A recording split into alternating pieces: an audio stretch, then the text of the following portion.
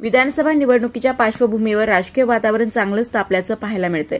सर्वच मतदारसंघांमध्ये इच्छुकांची गर्दी पाहायला मिळत आहे। आमदार बबनदादा शिंदे यांनी शरद पवारांची नेमकी भेट का घेतली? आमदार बबनदादा शिंदे हे शरद पवार गटात प्रवेश करणार का? रणजित शिंदे तुतारीकडून विधानसभेची निवडणूक लढवणार का? अशा चर्चा सध्या राजकीय वर्तुळात सुरू झाल्या आहेत। याबाबत खुद्द आमदार बबनदादा शिंदे यांनी माहिती दिली आहे। मी लोकांच्या आग्रहास्तव शरद पवार यांची भेट घेतली आहे।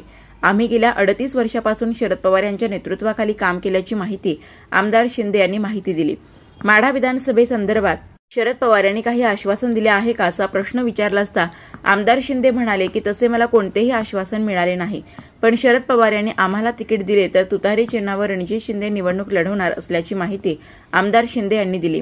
महायुतीकडून निवडणूक लढवायची की नाही याबाबतचा निर्णय कार्यकर्त्यांशी चर्चा करून घेणार असल्याची माहिती आमदार बबनदादा शिंदे यांनी दिली आहे।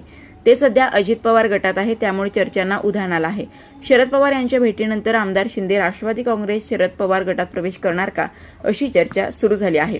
याबाबत बोलताना आमदार शिंदे म्हणाले की आम्हाला जर शरद पवार यांच्याकडून तिकीट मिळाले नाही तर आम्ही अपक्ष देखील निवडणूक लढवण्याच्या तयारीत असल्याचे शिंदे म्हणाले।